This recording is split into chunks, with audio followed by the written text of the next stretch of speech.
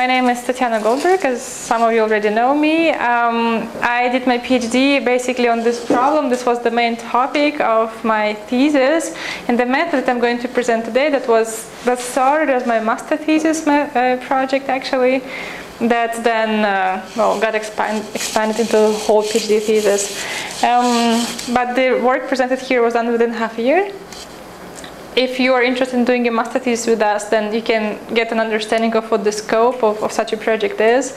And I can tell you for sure that this is like super cool what we're doing when we develop such projects, and it's like really fun, and you know that this is something that's like really useful for people as well.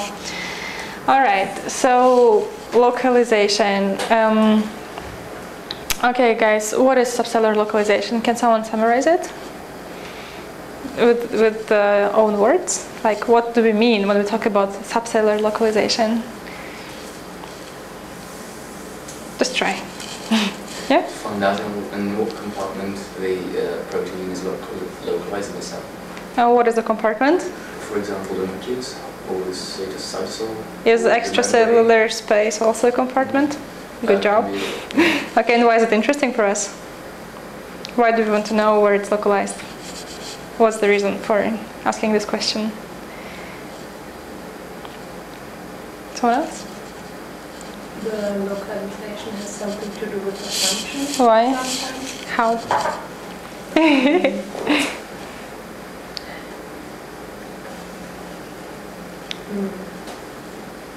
Yeah? I think there are some functions which, for example, are only executed in the nucleus. Like Totally, yeah.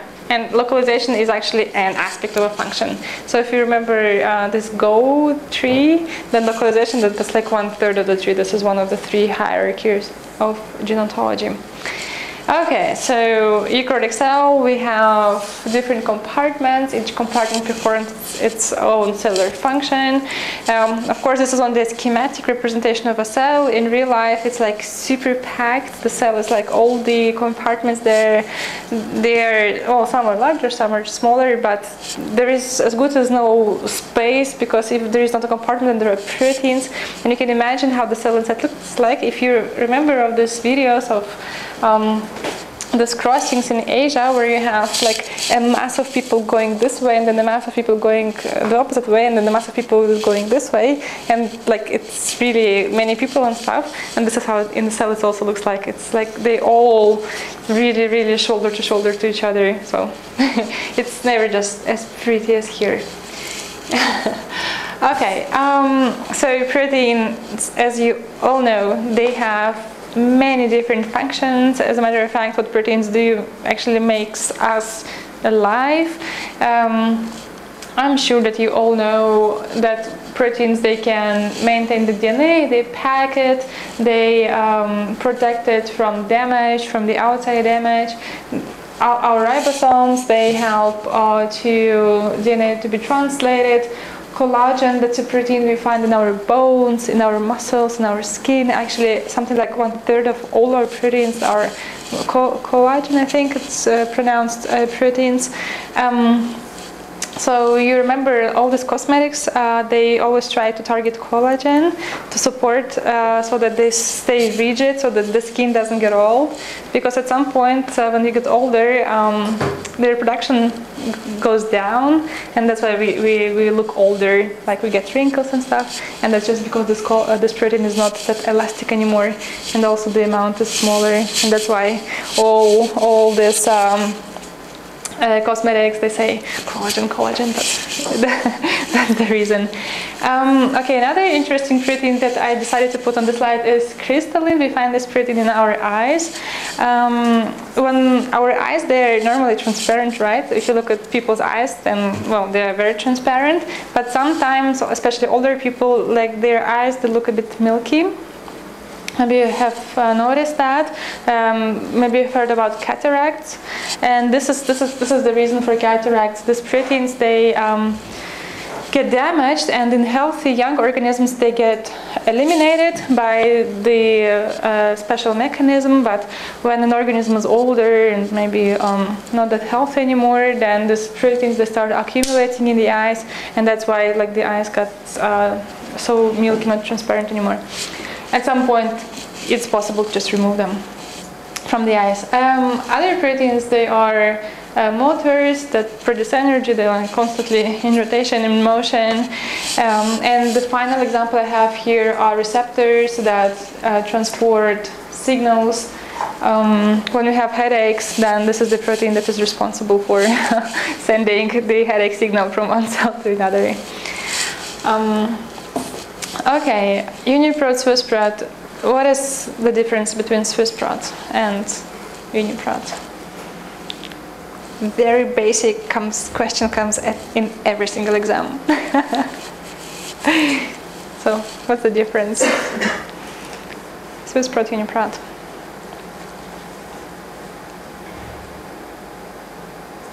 I know it's too trivial, but just say and then we move on.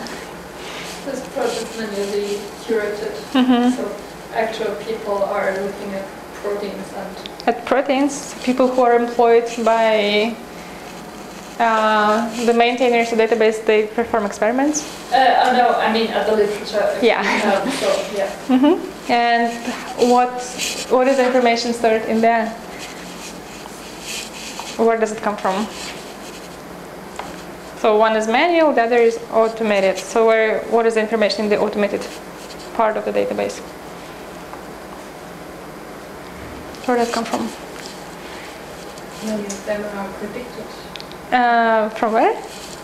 From other sequences. What sequences? From the correlated ones. No, it's actually much simpler. So you're a biologist, you sequence a new organism, and then you run a gene prediction tool. Everything that it predicts goes in there. Yeah. So most of it is like true, but some of them can be also mistakes, but can also be true.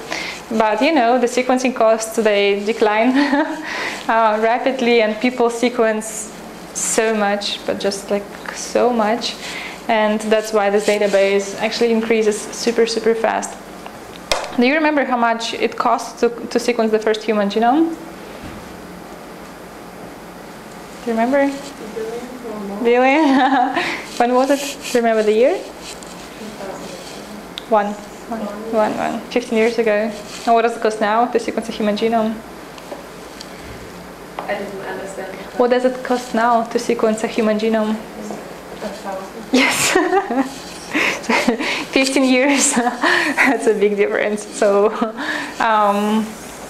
yeah, there are companies, they in the States, they can sequence your genome for, like 10,000 because they also want to make money. But the result will be delivered on your mobile phone really fast and nicely visualized and stuff. So sequencing is not a challenge anymore at all. But the manual annotation of these proteins, that they really, so the verification that they really exist, that's still old school, still people sit there with their chemicals and their microscopes, and it still is very slow and still costs tons of money. And in 2013, the gap was like that, and it's huge. It's obvious. It's big, and that is the motivation for us and you guys to be here to learn how to develop these computational methods that can close this gap between this and this. So you throw into this predictor this, and then you get as an output this. And as a matter of fact, I read a few years ago an article saying that for the localization problem, the prediction methods that were there, my tool not included, other localization methods that are there, they perform as good as experimental methods. So whether you send a person to do experiment or whether you run it with a predictor, the accuracy would be about the same. Okay, that's where we were a couple of years ago. So it's really fascinating, really stunning. Okay, gene ontology. If we ask you in the exam, what is gene ontology, what would you say?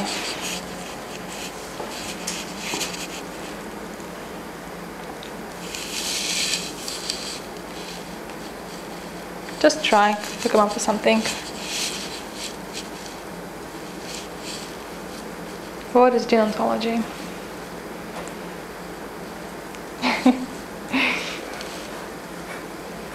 Someone?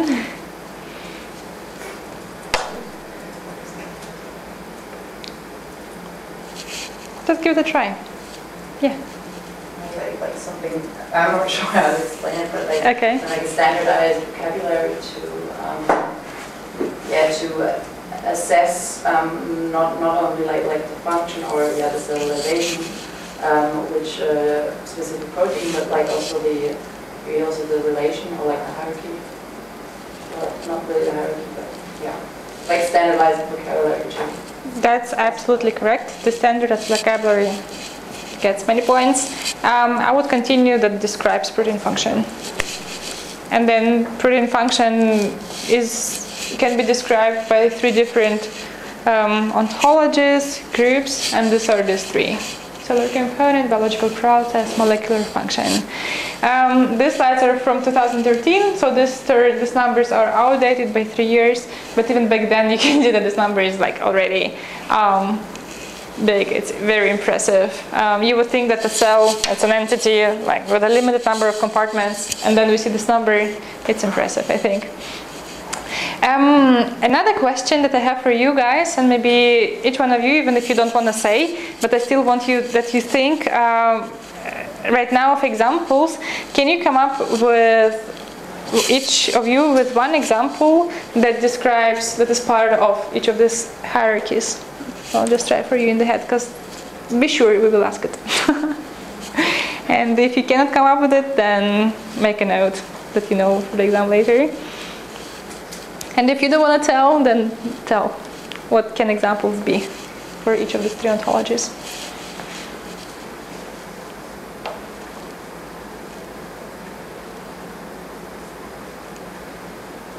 Can someone try?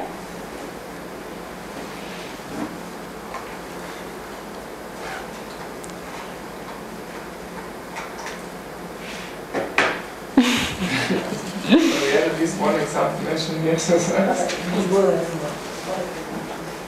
Guys, try. Computer scientists, they managed today. You can do it as well.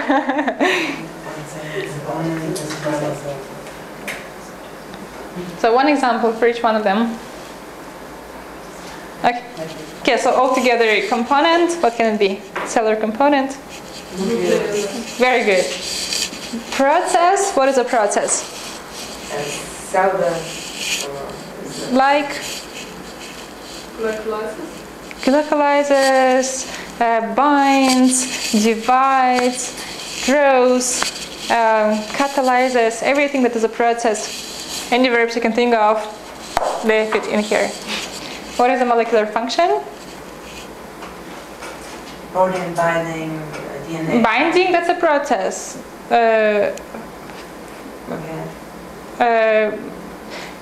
No, hold on, keep on going. Say more. Binding, yes. What else?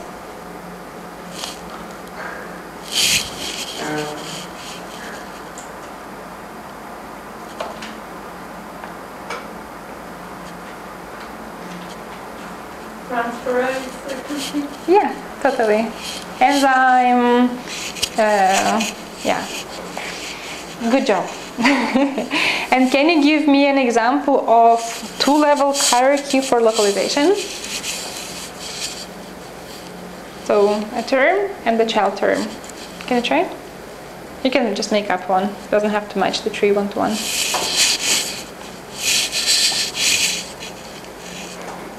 Okay. For localization, parent node and the child node. Can you give an example?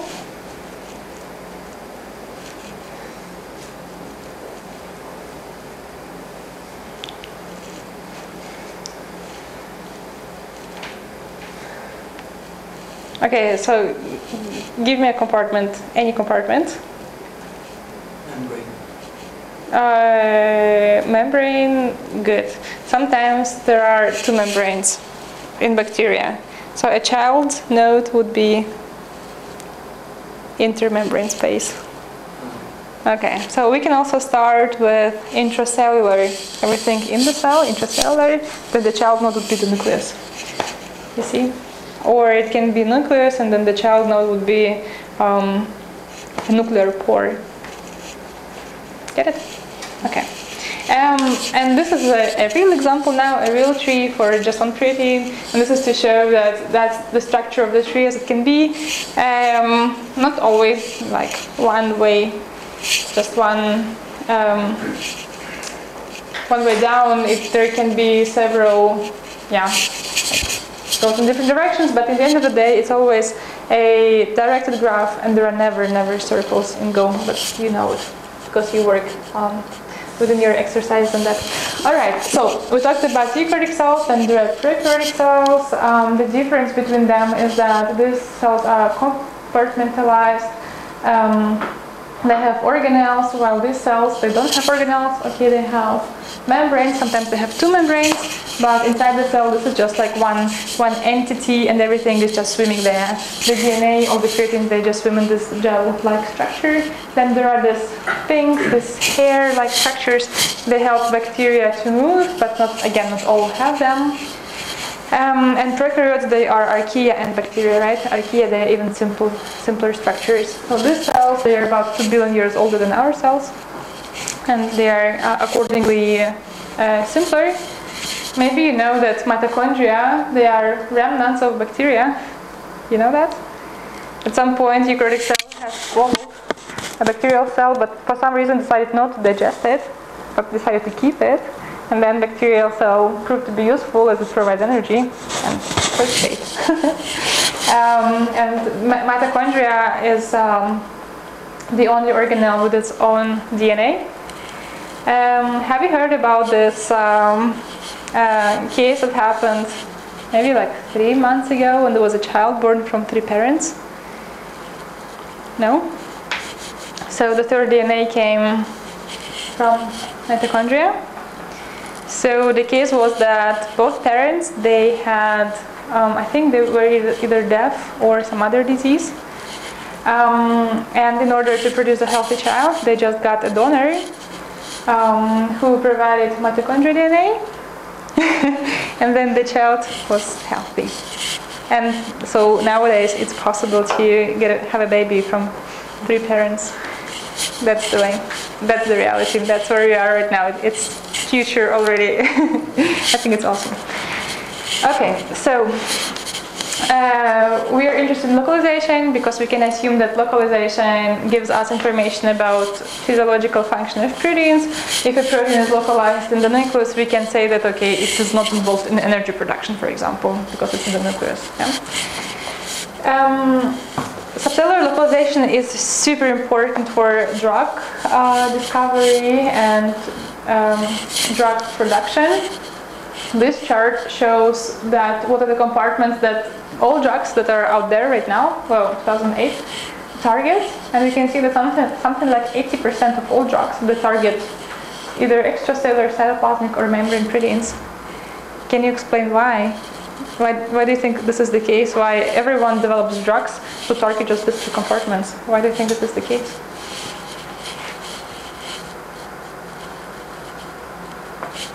So if you think of ibuprofen or aspirin, the drugs that prevent us from having headache, right? They target membrane proteins.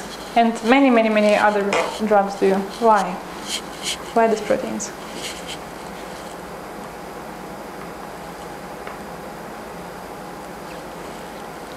I think that the membrane proteins are in charge of like trafficking across this, across the compartments, and so I think it's important to regulate this. Totally, that's where this huge jump is coming from. Totally, yes.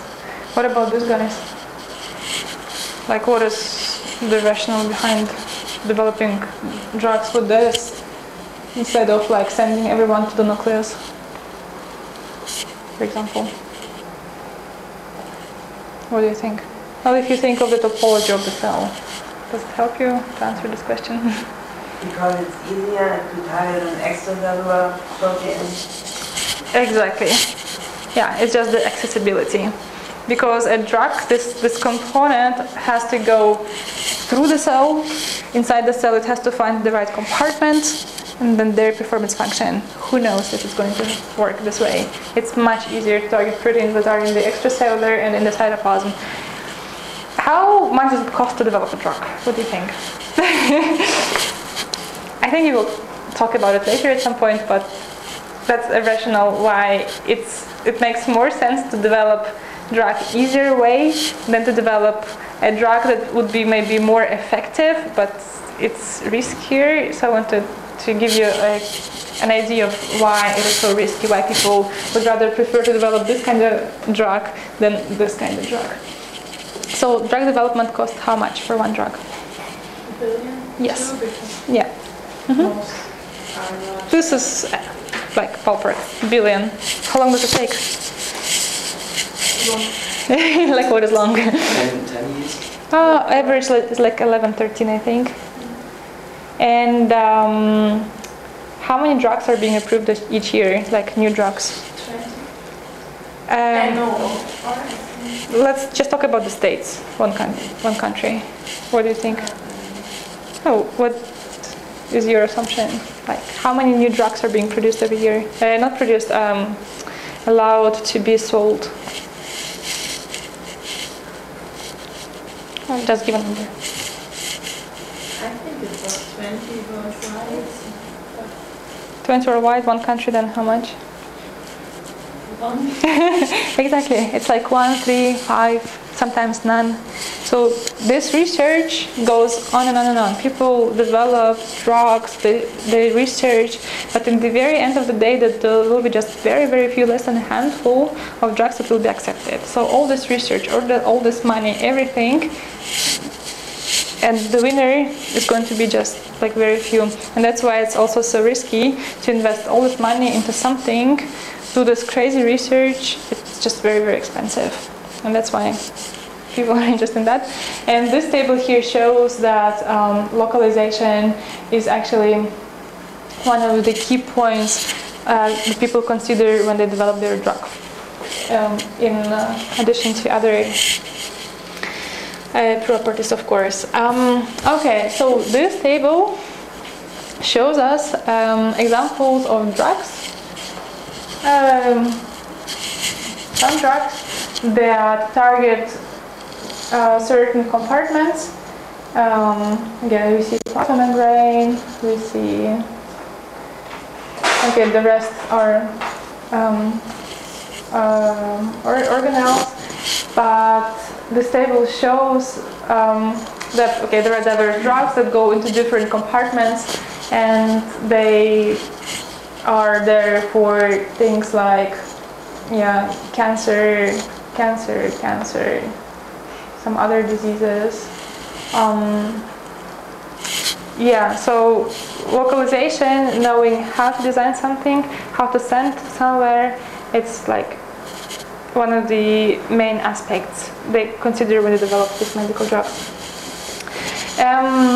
And this table shows that NLS, this is nuclear localization signal. This is a signal that sends a protein to the nucleus. It's just like one fragment of a protein that is responsible for doing that. And a mutation just in that region can lead to a whole range of diseases, and then they're like really, some of them are genetic diseases, some of them are acquired diseases during life. But once the protein has some kind of mutation and cannot reach its correct localization, then diseases like all kind of types of cancer and so on can emerge. So we know from biology, from experiments, that once there is a mutation and protein is not localized correctly, we'll expect something like that to happen. So they're linked. Diseases and mislocalization are linked. Can you recognize what's happening here?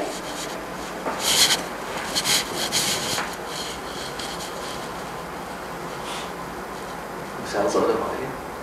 The cells are dividing. What does tell you that they are dividing? Because like the picture left. This? No, left. This. Yeah, it's like you've got the in the, how is it called?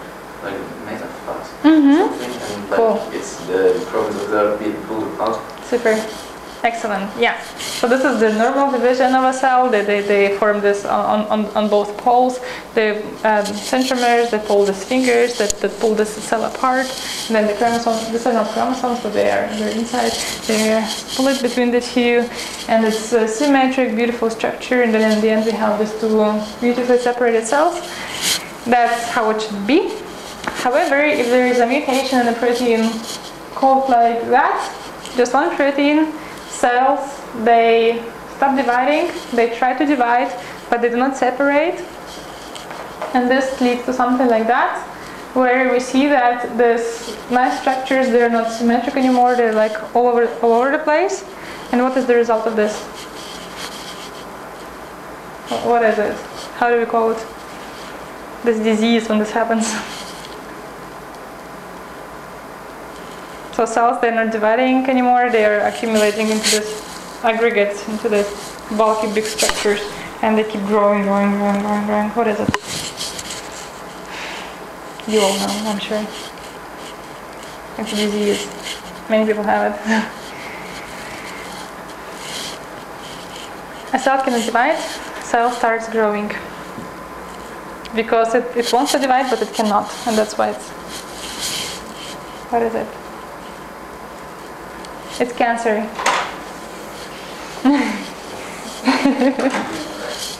So this is cancer, and normally cancer cells, they occur in our bodies constantly. Normally they're being immediately detected and they're recycled and stuff, but sometimes they escape this machinery.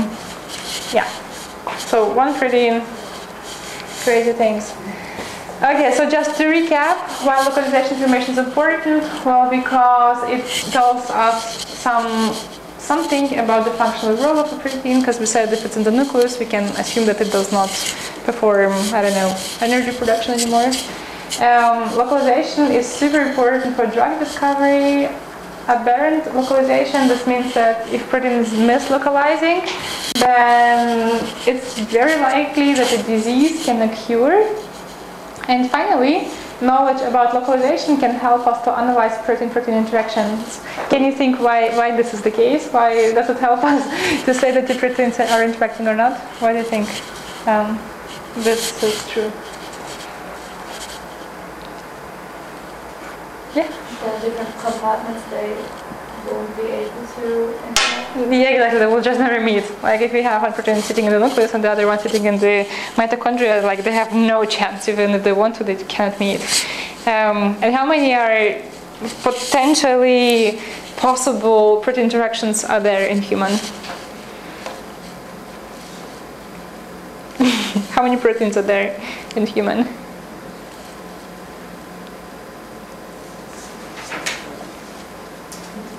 How many proteins are in human? How many?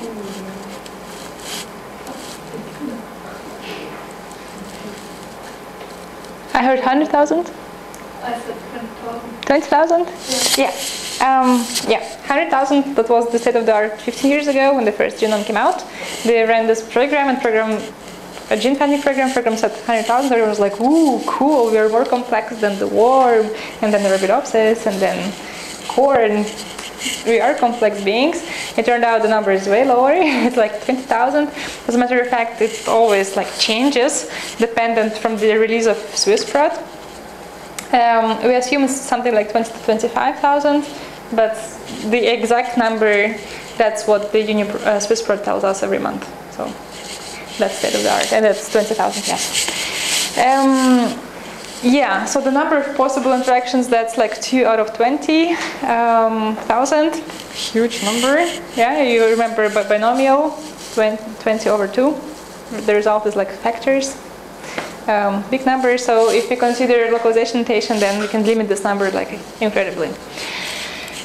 Now, why localization predictions indispensable? Well, because experimental methods, high throughput methods, they cost money, they're not accurate, means that you can always make mistakes when you run experiments. Either you can, as a human, you can mess up with, I don't know, your chemicals, you can mess up with your temperature in the room so that no one else can reproduce the result, or if you do everything you can mess up while documenting your observation, or even if you do everything absolutely perfect, then someone who curates the database can make a mistake while putting down the annotation. So this is the human factor, and the annotations and databases, they're never going to be 100% correct. Impossible.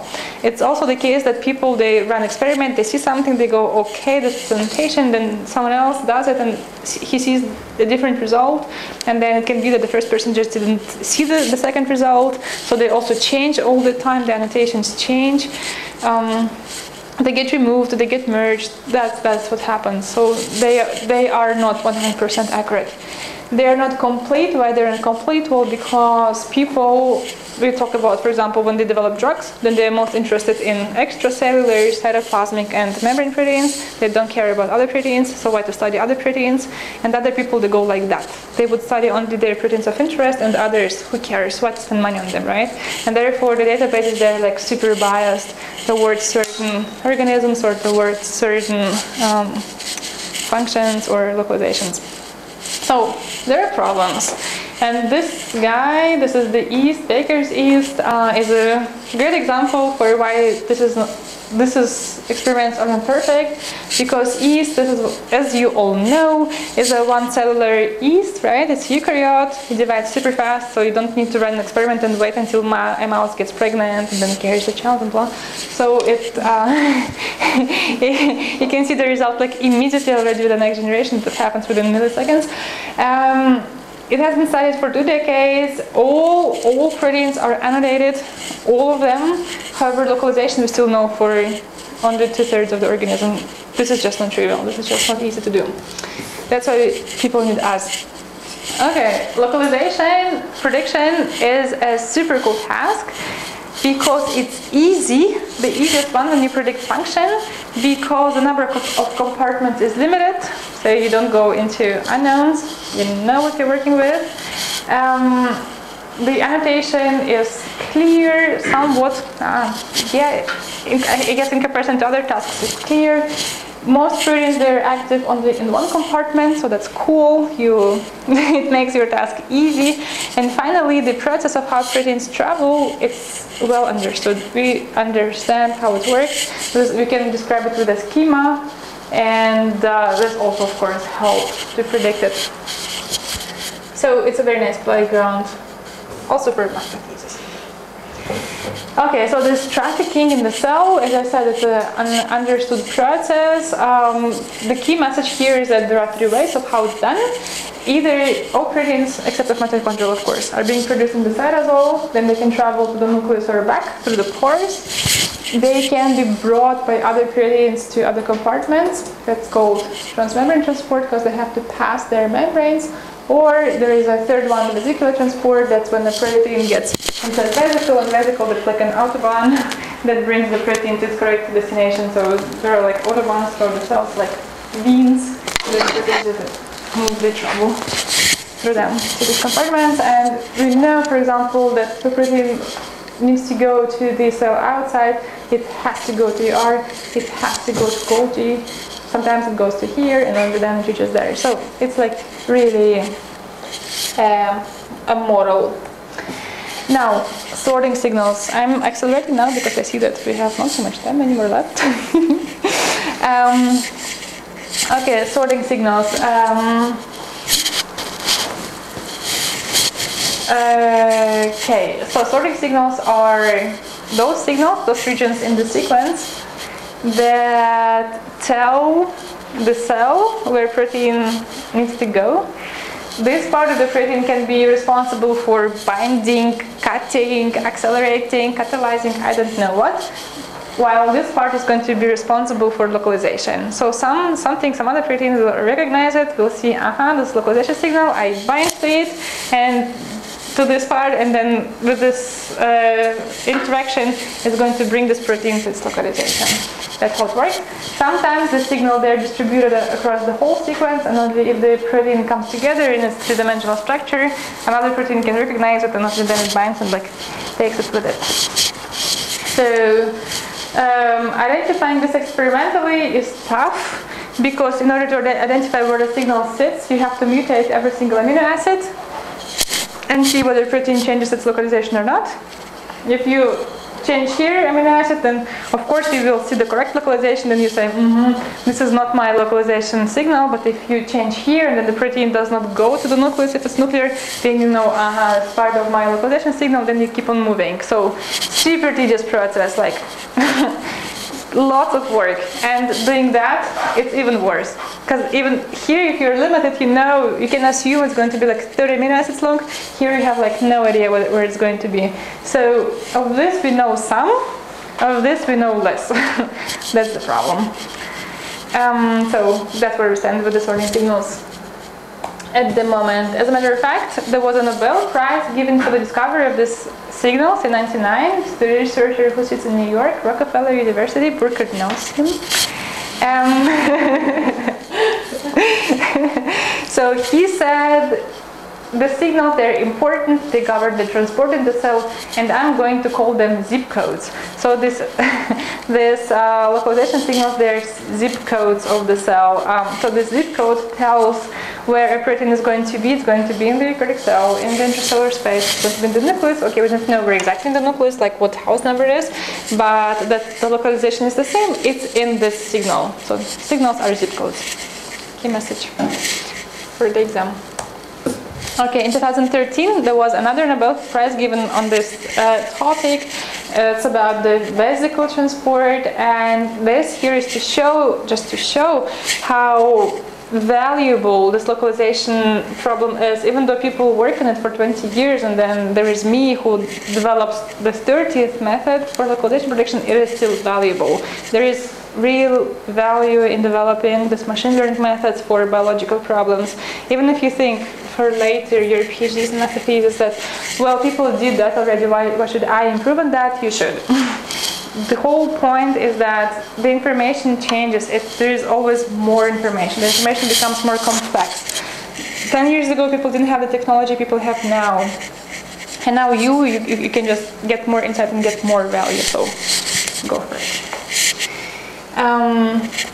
And it's going to be recognized. With my method, I published it 4 years ago. It became state of the art, like immediately it was better than anything else, like significantly. And 4 years later, there is still nothing better. And you publish, you go to conferences, you present. It's awesome. All right. So as I said, people were studying localization for a long time already. And that's how they were using their method. So they were looking for the sorting signals. If they saw a sorting signal in the sequence, it was on one of the sides, they were like, okay, this is likely a localization signal, and always it worked. A great approach, a very simple one. The problem is that we don't know this localization signals. Well, we know some, but not all, so we're going to miss a whole bunch. Yeah?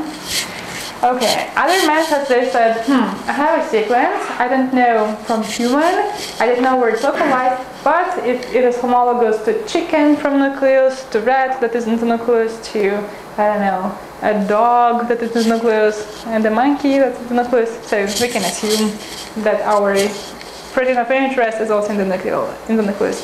This works awesome. The problem here, can you name?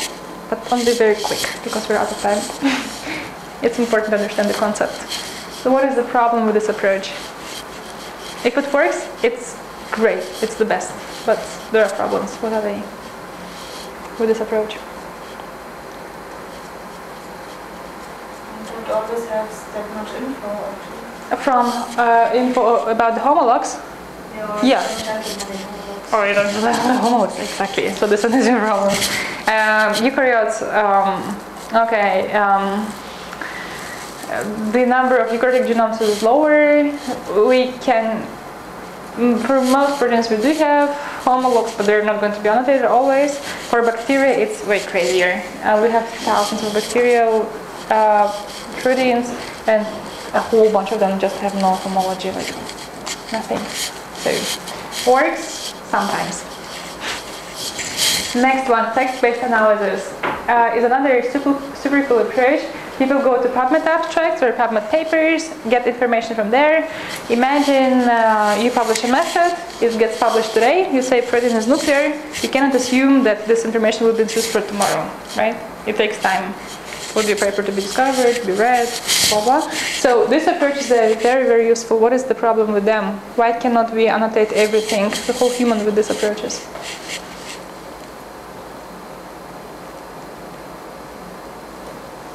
So you always have access to the latest publications, to the most current version of PubMed. But why can't you still annotate whole human?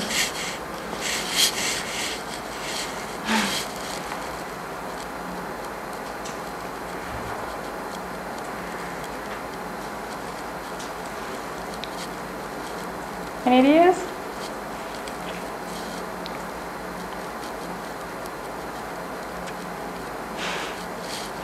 Well, you can only find information if the information is available, right? And if someone did not make an experiment for a certain protein, the information just won't be there. So there is no chance for getting something when it's not there. Make sense? Okay. No? Yeah? Okay. So great methods with drawbacks. Then there are us. We do de novo. De novo means from the first principles. We say, Burkhardt says, forget about all that, all additional information. The nature, biology also don't care about PubMed and homology and signals. They don't use this information to make us functioning. All the information the biology or the nature gets is already in the protein itself. It's in the amino acid sequence. So why not to explore the sequence just to get this information the way as biology does it? So this is the de novo approach, and we play biology by applying intelligent machine learning algorithms. And then there are hybrid approaches that combine any of these methods. All right, so problems to consider. And this is the recipe of machine learning now. Don't matter what you're going to predict in the future, whether it's going to be a biological problem, whether it's going to be a human behavior problem, whether it's going to be a problem whether airplanes fly, I don't know what. The recipe of how it works starts here, and it's, believe me, always the same. The principles are always the same. So first you need to think of your data. Where does data come from? It can be private source, can be open source, right? Your data will always be noisy. Don't be naive, thinking, oh, I have best data from best experts, I can just use it. No, you cannot. It's going to be dirty. For biological data, the dirtiness comes from the biological, experimental, and curation levels, as I said before. Human factor, always there. You cannot really get rid of it. It's dirty. Then, when you develop a method, you have to make sure that you assess the performance correctly and properly. That you eliminate sequence similarity between training and test. If you do not do that, then you will predict just what you are trained on. You will do 100% great, but if you apply your method to a new data set, like, you will fail, right? Right, then public databases, as I said before, they're super biased towards certain proteins, towards certain problems, towards certain classes, so don't trust them either. Keep in mind that data is created by humans, not by super beings, and humans, they only do what they need, not more than that. That's the reality. When you develop a method, make sure that the method is useful in the way that people can understand what it actually prints out. Sometimes we ask students to show us results, and then the students send us an, I don't know, XML file of this size, and then we mentors have to find one line of the result. We go like, this is not useful, please send us another email. Just think of it in advance, just make the life easier for the mentors first when you write your thesis, and for the users later. Just make it easy for them to understand what you actually deliver. And finally, benchmark. But benchmark, that's, we can talk about it later. All right, so that's the method from the master thesis called Loc Tree2. The idea here is that you use the sequence and then you use the knowledge of how biology functions, and then you try to implement it for all possible sequences, for all possible domains of life, so that you can really close the gap, like for everyone. That you develop a method that is useful for everyone, no matter what people are interested in. They can just use that and they will be happy. Some people develop methods only for humans or only for yeast or something. That's great, but the application is limited, right? You want to be known, so develop something that is like Google does it. Everyone can use it every day, 10 times a day. So, a joke. It was a joke. Okay, so this method Loc Tree2, so that was one framework for, as I said, all proteins. It was robust for sequence errors. I will tell later what it is. It predicts 3 classes for bacteria, 3 for archaea, 6 for bacteria, 18 for eukaryote. These are localization classes. The numbers, they seem low. If we think of the Go tree, there were like 3,000 something terms.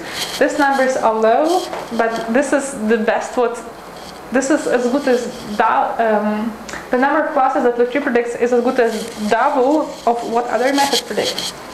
So that's as far as we could go in 2012. Only these classes. For the other classes, there were just not enough information available. Imagine that. Okay. So we use decision trees to resemble this graph. We provide scores that tell whether prediction is super reliable or not so super reliable, and the performance, of course, was also good. Okay, now, so this is machine learning as it is. What we do, we prepare our data set. We train a method, we test a method, we always compare ourselves to external tools. No one knows how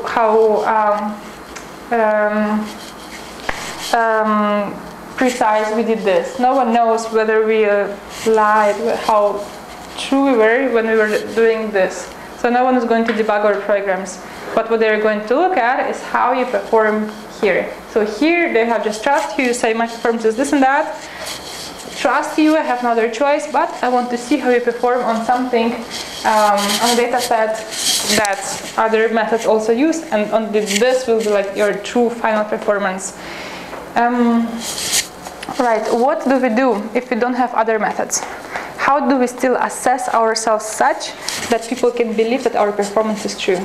So ideal case is that you train and test, you report a performance, like 60%, and then you expect that on some external data set, when you compare yourselves to other methods, the performance will be the same. That's what you expect. You don't want it to be super high, or you don't want it to be super low, right? You want it to be somewhat in the same range. But if you don't have any other, say you predict for the first time ever whether protein is responsible for developing Alzheimer's disease. There are no, let's say there are no other tools. How do you compare yourself? How do you do this step if there are no competitors? You compare with yourself. Like you use different training sets and then different training sets. Why? Like special data and tools. So you develop on 9 sets and then you develop one more time on one set, or what? Well, for example, you can have like an independent set and then 2 sets, and you train on one set and you perform like your method on the independent set, and then the second time you do the same, and the results should be like quite the same. So you train twice? No, once. How once? You test twice? Yeah. Okay, that's one approach. Cool. What else?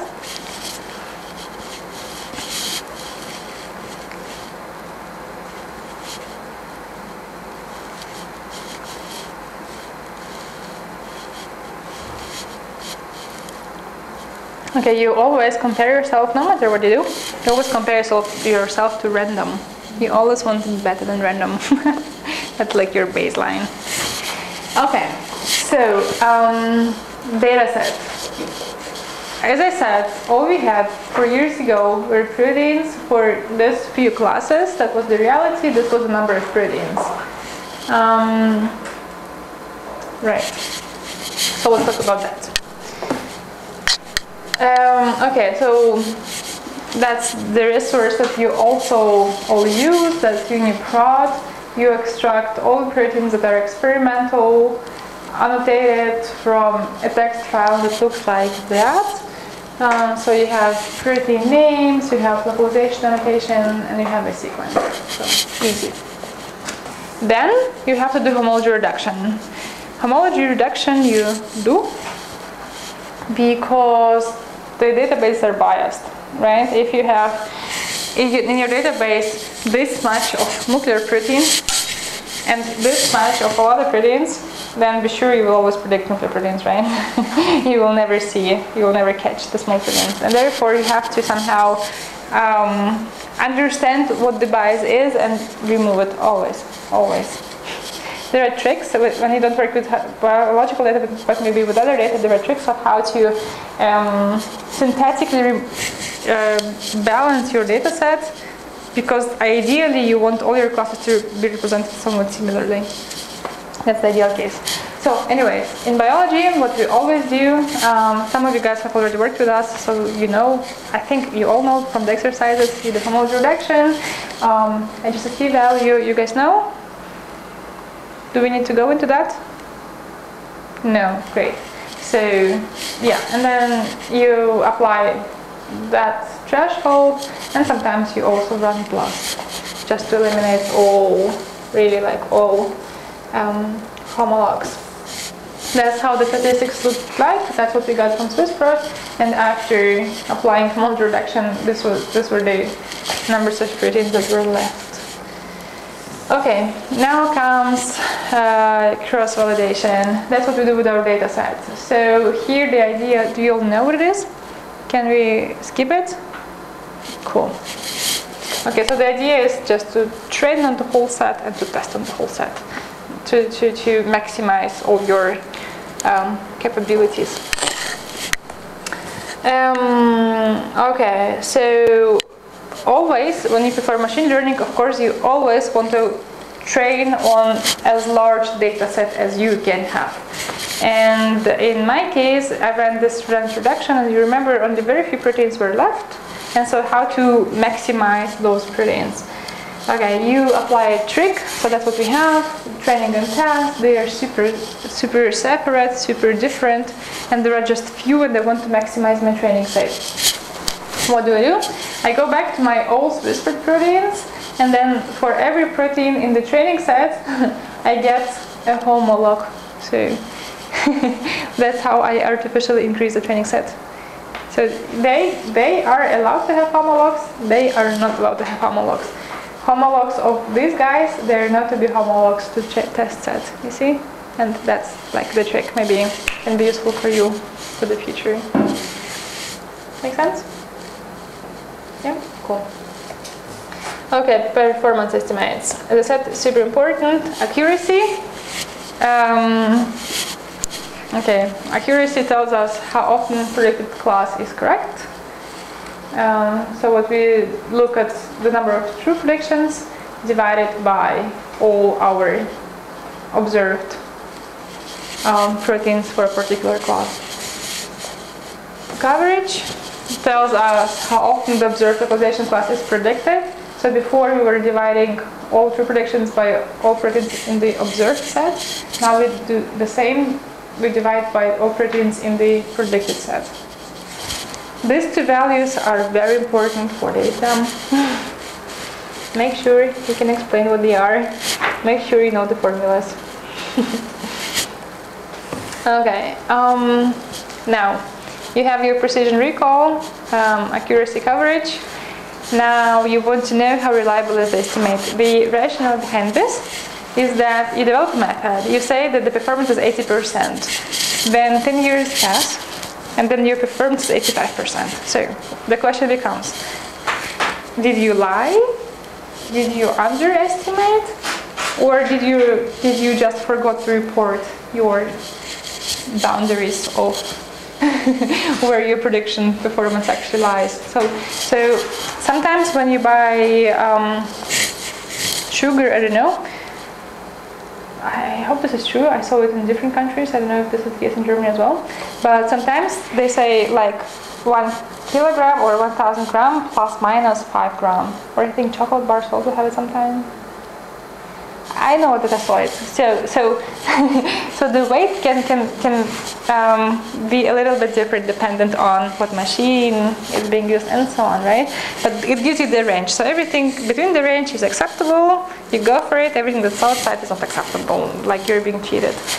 Here it's the same. You report performance and you give an estimate within what it's still acceptable. So if we apply an independent test set within this range, we accept it to be.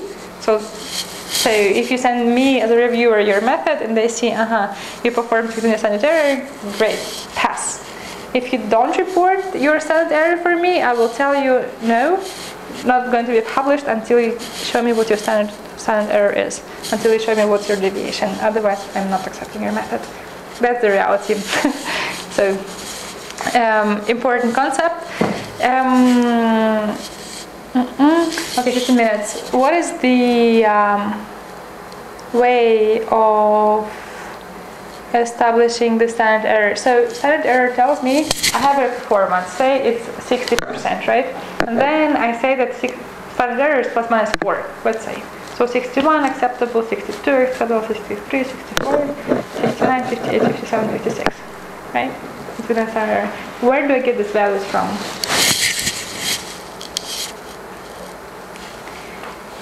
Okay, I'll give you a hint. For that, you need another data set. Right? So to estimate the variation. But where to get it from?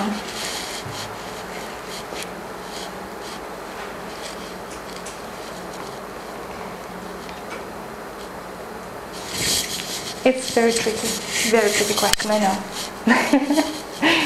But it's part of the process.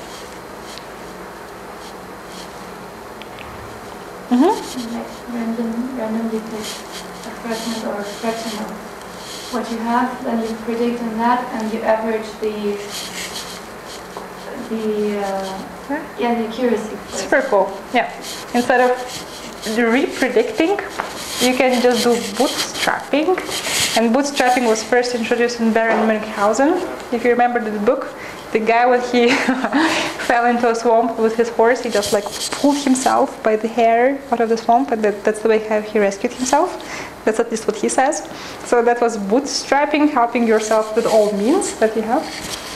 And so in our case, what we do, so if we have, say, our predictions, say, I don't know, plus, minus, minus, plus, plus, minus, minus, minus, plus, plus, minus. So these are predicted localization classes, like nuclear, non-nuclear.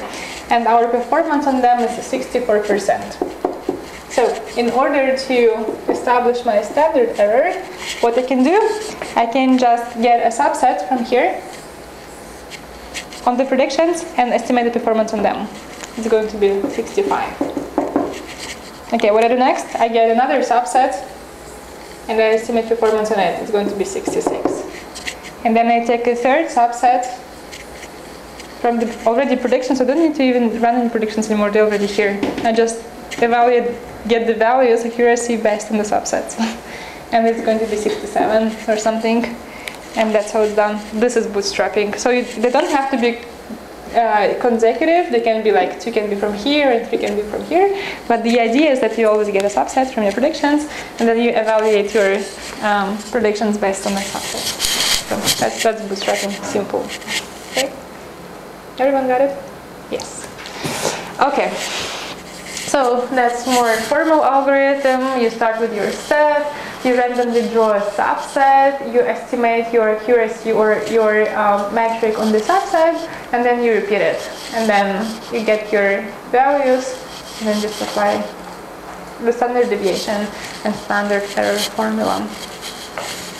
As simple as that. Okay, so we have the data set, we have the metrics, now we are ready to train the method. These steps were involved defining what the machine learning algorithm is going to be. Then I said it's going to be an SEM. SEM works with kernels, all right. So what should be the kernel, what should be the classifier, and how to optimize it. Always the same steps of machine learning, always. Okay, so what is an SVM? SVM, that's a machine learning algorithm. Do you guys know what an SVM is? Oh, cool. Okay. So we have feature map. That separates. Awesome. And the kernel function does the separation, right? From input space to the feature space. Wow. How do you know? At the second lecture. Wow. Very impressive. Okay. So I said, so first I was looking for different machine learning techniques. Some of you work with Becca for the exercise, and Becca employs over 100, maybe hundreds of different machine learning algorithms. I tried like a handful with basic settings, default parameters, default everything, and I found that on default everything SVM performed best. I said, all right, then you go for SVM. The thing is that the best way to find your best performing algorithm is to try all algorithms with all parameters, with all settings, and then it's going to take you 20 years or so, even in a parallel computing setting. You cannot do that. So you have to come up with assumptions with simplifications. So I said, all right, I started with basics for each algorithm, whatever works best at default, I go for it. Assumption that worked. So SVM worked. SVM can be used with different kernel functions. So I researched the literature for different kernel functions, and then I found the peripheral kernel to perform best. Peripheral kernel is an immensely powerful technique. After finding this out, we started applying peripheral kernel like as good as everywhere. You're also applying, I think, in your exercises, so that's where it's coming from. So what does peripheral kernel do? Peripheral kernel takes a protein sequence, and then it adds information to this protein sequence from the evolution of the protein. It goes into the homology of, you all went past, you all found homologs, and then the peripheral kernel was looking into how well is a certain amino acid conserved at each position in the homologs, and then this information, this like junk of homology of evolution information, was inputted to SVM. That's what you all do. Maybe it's hidden in your codes, but that's what's happening. So how was it done? We have two protein sequences. We have our peripheral file from our homologs that tells us, okay, these are all protein amino acids. This is our protein sequence. And this peripheral file tells us, I think you have created them even, tells us how well is an amino acid is conserved. Do you know them, these files? Peripheral files? Excellent. Okay, so then you, as a user, define certain parameters. You also define them. And when you were running this kernel k-mer length and the conservation threshold, and what happens then is that this kernel function defines a vector of the size of all possible mers of the length as you defined here. In my case, it's 3, so it creates a feature space of 8,000 different k-mers. And this is what happens next. So for each 3-mer, so these are all possible 3-mers, and then for each 3-mer, it checks how well it is conserved in the profile. So it starts with the first 3 letters, 3 because of 3, and then it looks, this k-mer is conserved in this 3 letters in the following way. The first amino acid A is conserved, the first C, this is our sequence, these are k-mers. Okay, so the sequence, the first 3 amino acids from the sequence, the first C is conserved to 2, the second A is conserved to 1, and the third letter T is conserved to 1. So if the sum of these conservations is less than the threshold, then we increase the value in the feature vector that is corresponding to this k-mer by 1.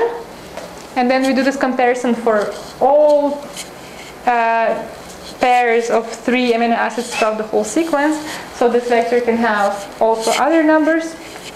And this we do for all 8,000 k-mers. We do the same for the second sequence, and then the output would be the multiplication of these two vectors, and this would be a simple number. So the larger the number is, the more it tells us how similar the protein sequences are in terms of their evolutionary information.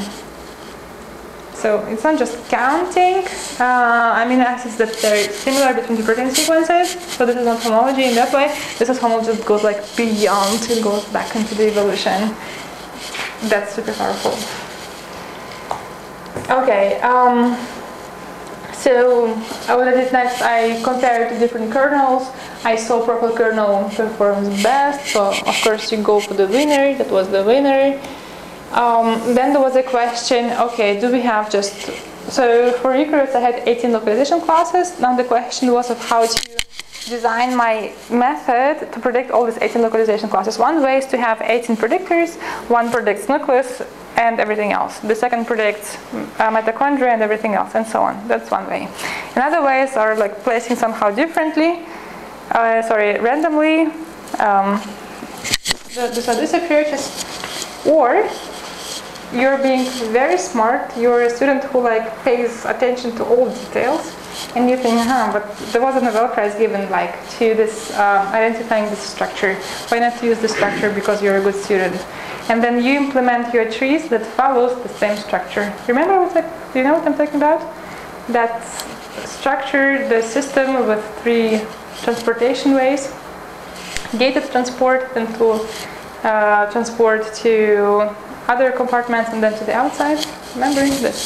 So you use this information and then you try to build SVMs based on that information so that you send your sequence just through the same system but with SVMs, with machine learning. That was this number 5.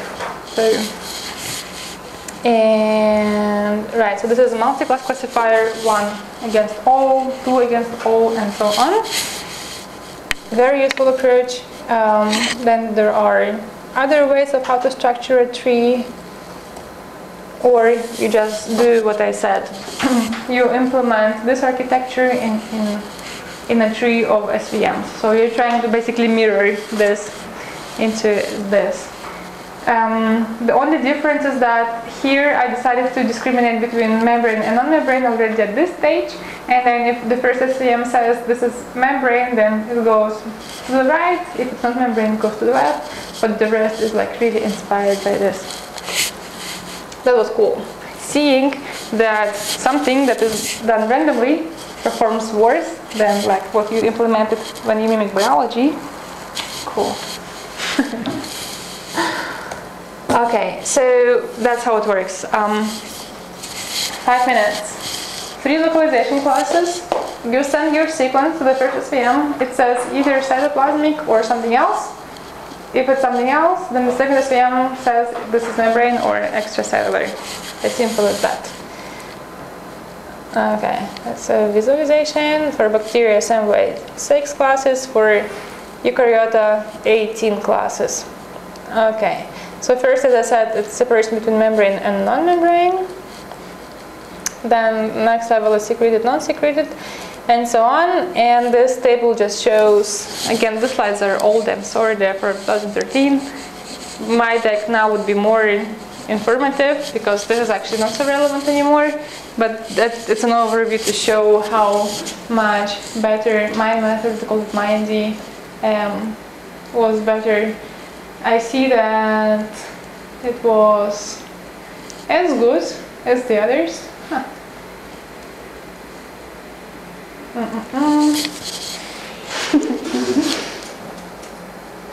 Okay, then there was no difference, but it was a big difference to 1 against all, for sure. But this one was faster, because these were randomly built trees, this was just 1 tree. All right.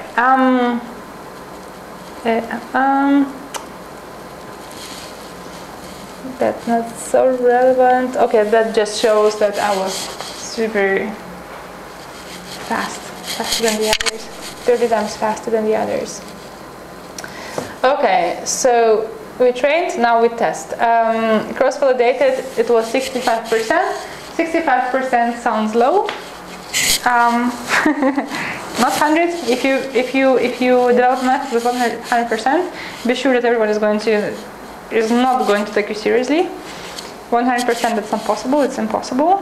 One reason is that just because the data is dirty. So develop something perfect and dirty data, that's already something, there is a problem with your code. And another one that 100% it's impossible. You're never going to reach 100%. So 65 sounds okay, but if we think about random, if the classes were distributed equally, then random would be 100 divided by 18, something like 5% or something. So way above random. All right. At first level, the accuracy was 94%, and it turned out that the best performing method that is out there that predicts membrane, that differentiates membrane from non-membrane, performs just the same accuracy. That was already impressive. Burkhardt was happy. And then the performances for different classes, they were good, especially for classes for which there was a lot of data. For classes where there was not so much data, the performance was accordingly lower, but still always above random. Okay, so this profile-based kernel, that was our finding of the century of this lab. We continue using it a lot. It's super useful, so maybe just the idea for you to remember, like it's cool going back into the evolution. Okay, now we compare to other methods.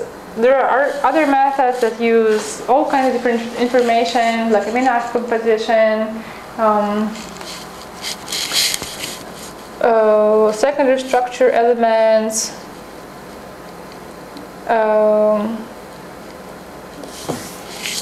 other SVMs, Go information, motifs, or they use k-nearest neighbor based on some other features. So there are really, really many other methods out there.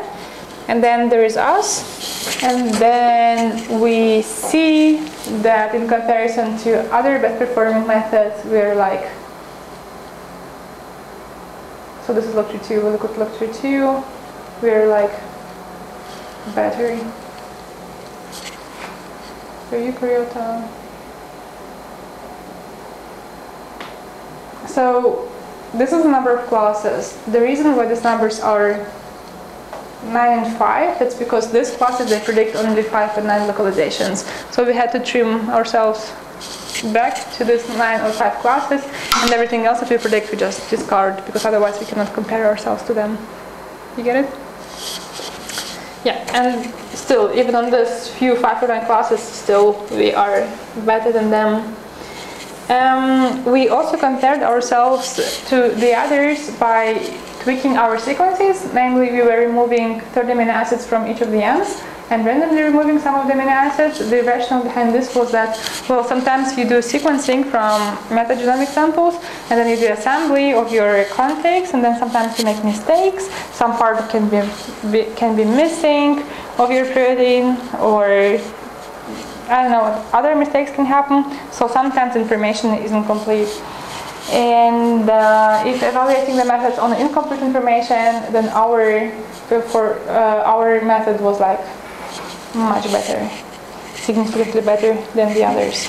So this evolutionary thing was so strong, so solid, that even if a protein has some kind of mistake, even it can be mutated, the mutation happens, but the Loc Tree method still captures the localization, while the other methods, they may already not find it anymore because of the protein mutation. Okay, so this thing of using the kernel, of using the tree, of incorporating additional biological information was very, very powerful. The tool was great. We actually went on and developed a next level tree for another kappa competition, for the second competition that we participated in. Our students, they first ran BLAST in order to find homologs. They said, okay, if a homolog is available, we take its annotation. If a homology is not available, we take Loc Tree2. That became a method called Loc Tree3, where performance increased to 84% or something from 64, so a huge increase. And in the second kappa challenge, this localization method was among the best performing methods. I think it was number 2 or number 1 even, or something. So just by plugging homology is super powerful. Homology is there. By plugging homology, we could improve the method like significantly. And another interesting part, of course, many thanks to Burkhardt, my master thesis supervisor from then, Bobby Hump, and the whole Ross lab. They were awesome. And then maybe one more thing to tell is that this is to show the bias of annotations in databases. So for all organisms on this slide, you can see that there is a huge bias for nuclear proteins somehow, for cytoplasmic, plasma membrane, and extracellular proteins, because that's just what people are looking for in their organisms for their needs. And if we compare annotations between, so inner circles, these are Swiss prot annotations that go crazy. They're like always look different, even for related organisms. But if you look at Loc Tree annotations, then we see that these proteins actually are not so different anymore, like human and orangutan. They're pretty the same for Loc Tree, but for Swiss prot, their distribution of their proteins is like much different. So that's the message to take, that databases, they are not capturing the biology as it is. Okay, and this slide might be a bit messy, but it's to show this. Here I compare Swiss prot to other localization prediction methods, and this just to show that no matter what method you're going to apply, you will never get just one truth. You will always get many truths, and then as a user, that's like your job to understand the middle, where the middle average truth is. Because look, for example, this is just an example of fish. I don't even know what this localization is, but you see that different methods. Well, Swiss prot predicts something like 20%, while other methods predict way less, and they predict very different numbers for this compartment. And then, well, something where they overlap is going to be most probably very much true, but then like, what is the other truth? And that's what we are, that's what we have, and that's how all our methods actually function in bioinformatics. So that's it.